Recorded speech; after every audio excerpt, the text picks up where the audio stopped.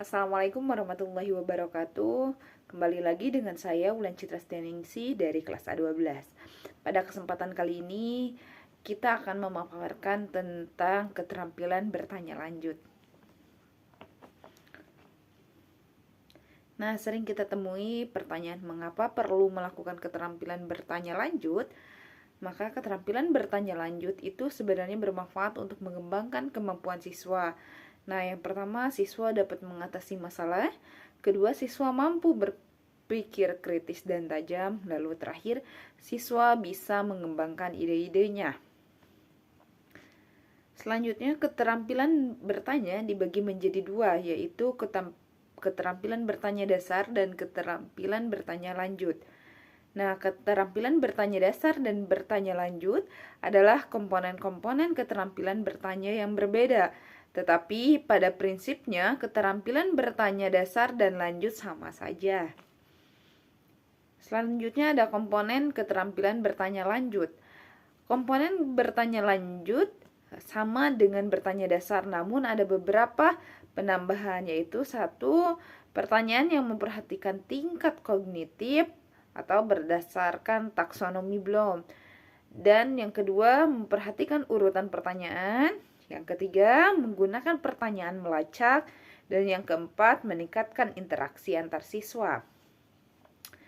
Nah, mari kita bahas satu persatu. Yang pertama adalah pertanyaan yang memperhatikan tingkat kognitif atau berdasarkan taksonomi Bloom. Ya, yang pertama adalah mengingat, kedua memahami, ketiga menerapkan, empat menganalisis, lima mensintesis, dan enam mengevaluasi. Mari kita bahas lebih rinci mengenai pertanyaan yang diperhatikan tingkat kognitif. Pertama, mengingat. Nah, mengingat ini bertujuan untuk menanyakan fakta dan mengukur pengertian yang dangkal dengan menggunakan kata kerja operasional seperti mendefinisikan, mengidentifikasikan, mengulangi, atau menyebut. Nah, contoh seperti apa? Contohnya seperti apa nama ibu kota Malaysia, atau bisa seperti warna bendera Malaysia, seperti itu. Lalu yang kedua adalah memahami. Nah, memahami di sini bertujuan untuk menunjukkan kepada pemahaman dengan menggunakan kata kerja operasional seperti mendeskripsikan, uraikan, lalu membandingkan atau mencari perbedaan. Contohnya seperti apa perbedaan mamalia dan reptil, atau bisa juga dengan bandingkan mata uang giral dan kartal, bisa seperti itu. Lalu yang ketiga adalah menerapkan. Nah, menerapkan di sini adalah bertujuan untuk menyelesaikan permasalahan dengan menerapkan informasi dengan menggunakan kata operasional seperti menerapkan, menggunakan, memecahkan, atau mengembangkan. Contohnya seperti bagaimana menggunakan Microsoft PowerPoint dalam membuat presentasi yang menarik, seperti itu. Selanjutnya, yang keempat, menganalisa. Bertujuan untuk memecahkan masalah dengan melihat hubungan antara bagian-bagian. Nah, dengan menggunakan kata kerjanya, yaitu seperti menganalisis, menyimpulkan, mengelompokkan, atau mengklasifikasikan. Nah, contoh soalnya bisa seperti, apa yang dapat kamu simpulkan dari percobaan ini? Seperti itu. Lalu kelima ada mengevaluasi. Nah, mengevaluasi ini bertujuan untuk menuntut siswa untuk membuat keputusan atau pendapat tentang kualitas. Nah,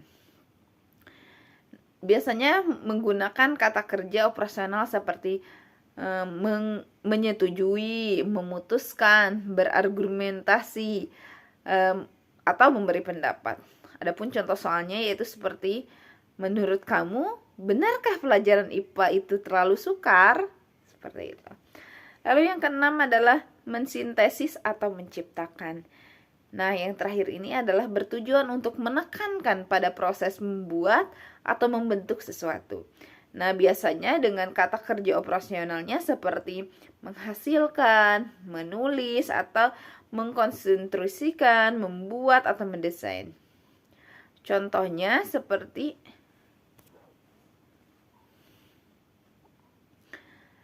buatlah poster yang mencerminkan upaya untuk menjaga lingkungan, seperti itu. Selanjutnya, nah di sini ada lots dan hots. Nah, lots dan hots ini adalah dua keterampilan berpikir yang berhubungan dengan taksonomi Bloom, teori pendidikan klasik yang menjelaskan tingkat pemikiran. Nah, lots adalah kemampuan berpikir secara fungsional, sedangkan hots adalah kemampuan berpikir tingkat tinggi.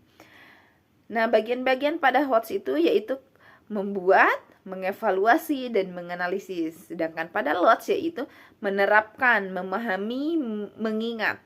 Ya. Selanjutnya, nah ketika urutan pertanyaan sebaiknya berurutan dalam memberikan pertanyaan. Yaitu pertama membuat, kedua mengevaluasi, ketiga menganalisis, keempat menerapkan, kelima memahami, dan terakhir mengingat. Nah, selanjutnya menggunakan pertanyaan melacak. Nah, pertanyaan melacak ini maksudnya pertanyaan ini bersifat membantu siswa untuk melacak respon yang diharapkan. Yang pertama adalah klarifikasi. Kedua, meminta siswa memberikan alasan. Ketiga, meminta siswa kesepakatan pandangan.